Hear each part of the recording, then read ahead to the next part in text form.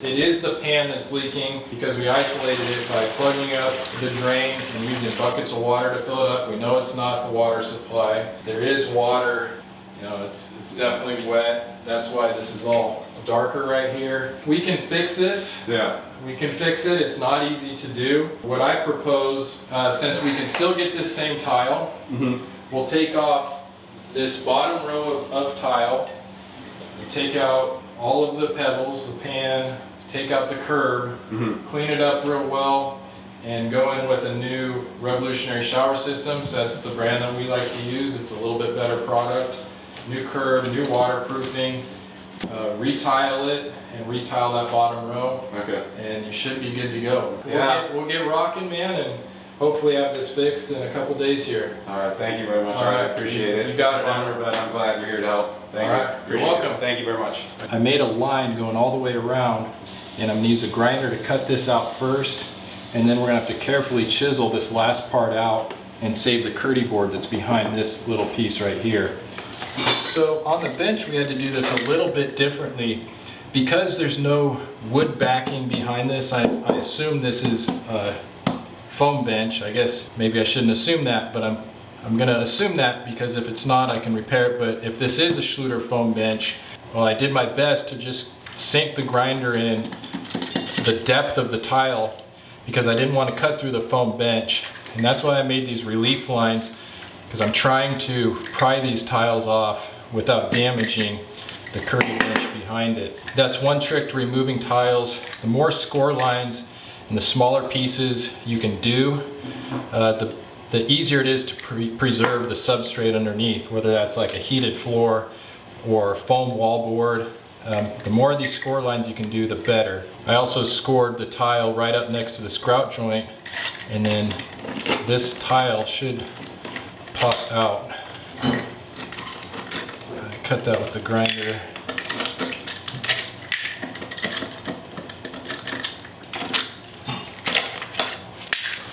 So I should be able to pop these tiles off. Actually, I'll do that right now.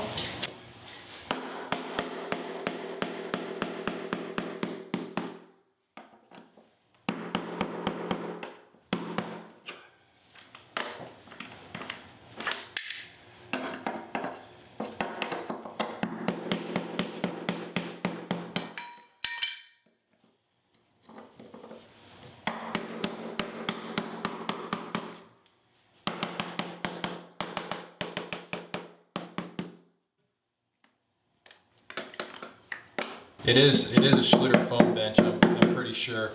He got good coverage on his tile. Looks like almost 100% coverage right there, so good on that part.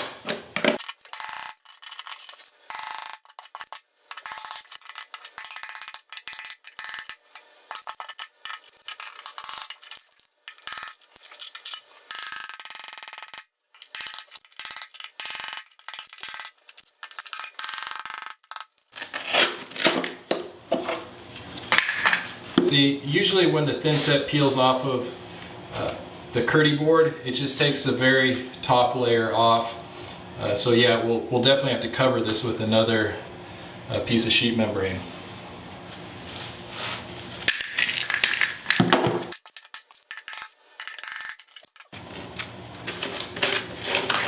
What I'll probably need to do is actually make some more grinder clips in here. And I just wanted to make sure this Kerdi board,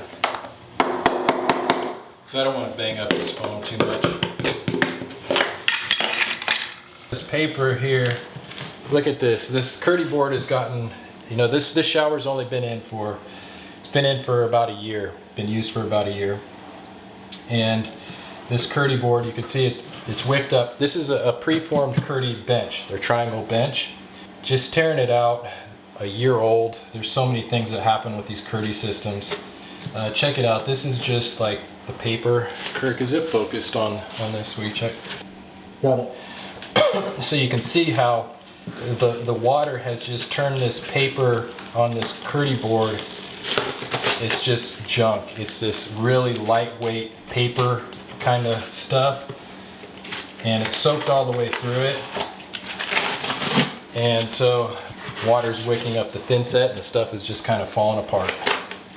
Here's some more of it. Okay, so we're making good progress. You can see I removed the bottom portion. You know, I cut this with a grinder all the way through. This was actually a hardy backer behind it. Cut through that. I got this 2-inch piece.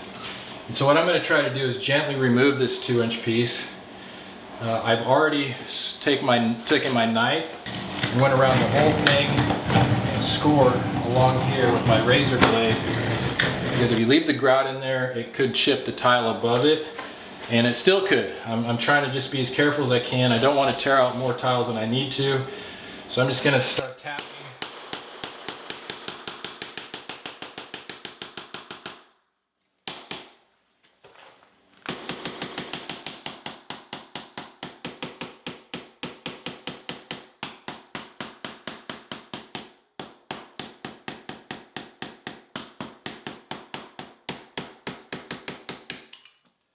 Okay, so that's what I want to happen. So I'm going to do that going all the way around, and the reason I'm doing this is because I want to preserve this layer of Kerdi, and it's kind of hard to do. You have to get kind of surgical with it, so you can kind of just almost pry. Look at that, you can see the imprint. You see that, Kirk? Wow. You can see the imprint of the Kerdi fabric on the back of the thin set. So it's just peeling the very top layer of fleece, which isn't the actual waterproofing. The orange part is the waterproofing. And so you might need to just kind of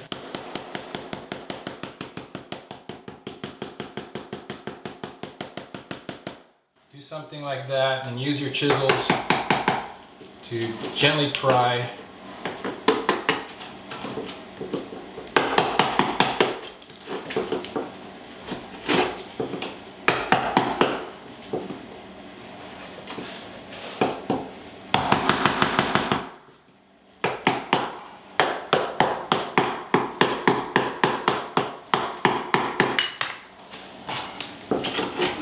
And it usually will come off. If this is kind of a thick layer of thin set, the installer built this thin set up pretty thick.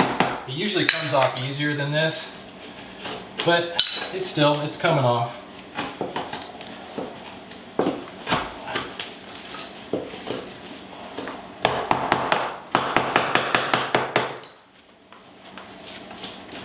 Just like that.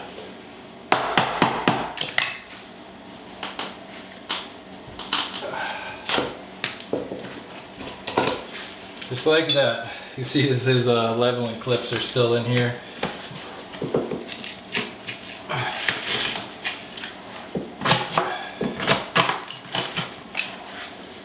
So that's what you want right there. You want your 2 inches of Kerdi membrane. So when we put new wallboard up, we get a 2-inch overlap on the waterproofing. So I got the bench. See, I got the bench all taken care of, all the thin set off of there. So I'm just going to put another sheet of membrane over it. I peeled all the bad Kerdi off there. Hey, good morning. Okay, it's the next day.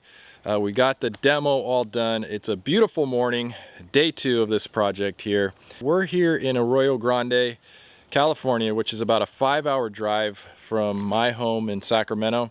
It's on the coast and it's just beautiful. You know, most of California is beautiful, but it was a really nice drive. Surprisingly, a very easy drive.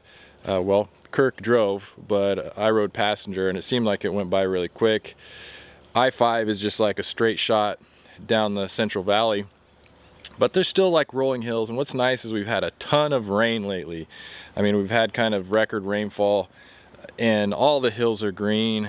The streams are flowing, actually flooding in a lot of cases, but that's historically what happens in California. We have a semi-arid climate here, but we get very heavy rains and we kind of have a drought flood cycle. That's just kind of the way it's always been. I do a lot of research and from tree ring data, you can see that we have these peaks of really wet years and then really dry years, and sometimes the dry years are strung together 3-4 years in a row. Sometimes the really wet years are strung together 3 or 4 years in a row. So what's nice in California, we have a lot of reservoirs to capture that water, so even though we're in droughts, we still never run out of water. But anyways, a really nice drive. Slept well at the hotel, the Best Western here in Arroyo Grande. It's really neat. It's just kind of old school. It's got like John Wayne kind of architecture, Old West, and a lot of nice tile work. Usually when you go into a hotel, it's been remodeled and refurbished and it's all new. You know, you'd see like 12 by 24 tile, you know, modern designs, maybe a stack pattern. Real sleek, clean, modern designs. And this is just like going back in time a little bit to the 70s. And it's cool. I dig it, man. I like having a little flavor and character to stuff where not everything's the same. I don't know if this is really Southern California, but kind of central Southern California, above Santa Barbara, below Santa Cruz. So we got the saw all set up. We're cutting in the RSS wallboard right now. So let's head inside and check it out. So you can see here we got everything cleaned up real nice. I got all the old wallboard out. We were able to preserve this 2 inches of Kerdi coming down in the wallboard above it. So we're just gonna put our RSS wallboard in this section here.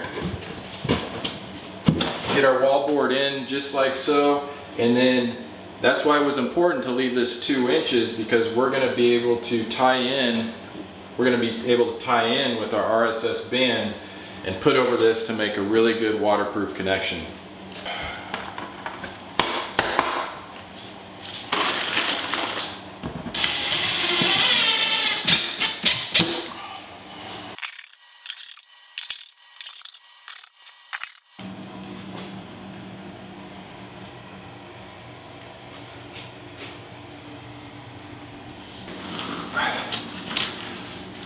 All right, so the fun begins here.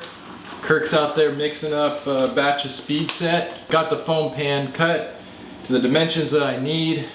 Did a nice dry fit, make sure everything works. Both the pan and the curb are dry fit, looks great. Kirk's bringing in the speed set right now, and I'm gonna start throwing down some thin set. I'm using a new trowel here. This is Kirk's Euro trowel.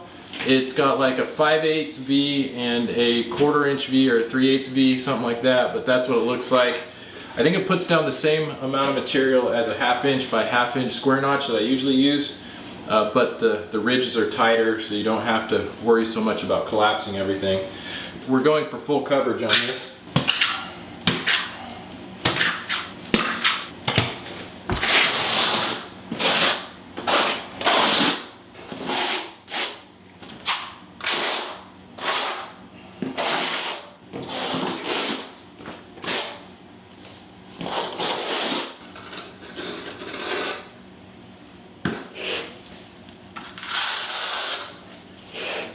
I got a nice back butter on the pan here, just a skim coat, a bond coat. I'm gonna flip the pan in, and I like to step on them and just give them a little wiggle. Get this guy in here, get all the air out.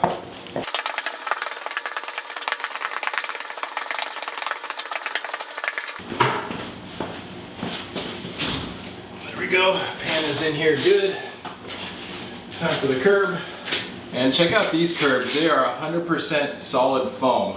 They're not like the Kerdi ones that are just made out of 3/4 inch Kerdi board. And they also have real sheet membrane on them. So much better curbs with RSS.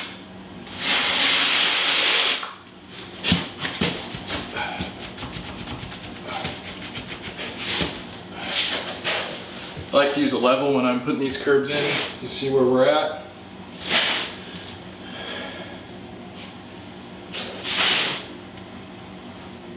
Looking good.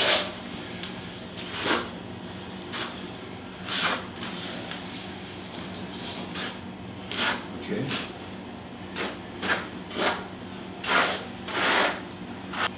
Back butter the underside of the flow effects here, locking in the mortar to those mortar lock channels. I'm using transition glue here because it's just what we had. It works. You can connect ABS to PVC with this or ABS to ABS. That's what we're doing.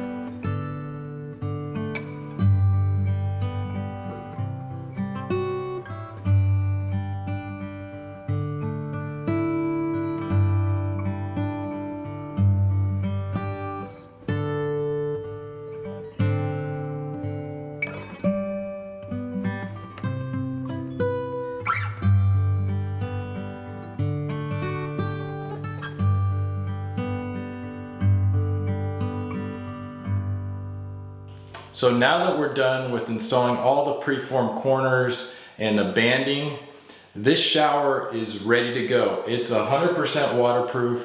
I feel really good about this repair. This is the second one that I've done on a Kerdi system where I've had to take out the bottom row of tile and do the pan and the curb. So it can be done. That was the purpose of this video, was to help you, because I know that's a big question, right? These new systems that are made of foam and lightweight materials with the waterproofing directly under the tile, it's a whole different animal than repairing tile off of a mortar bed that has the waterproofing, 2 inches under it, where you can just kind of go in with the chisel and remove tiles.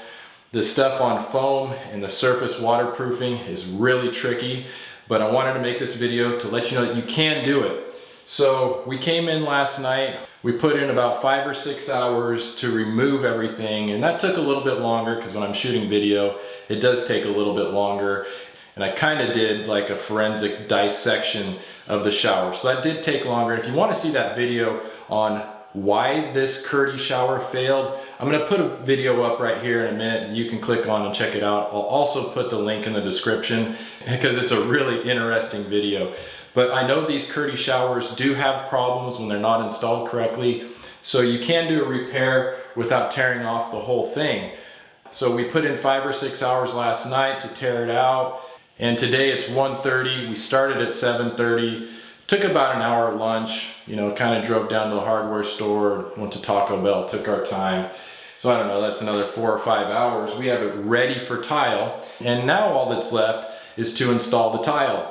So we're going to be installing a round pebble tile on a mosaic, and this is what the homeowner bought. It's some Home Depot stuff, but we're just kind of matching what was already in here.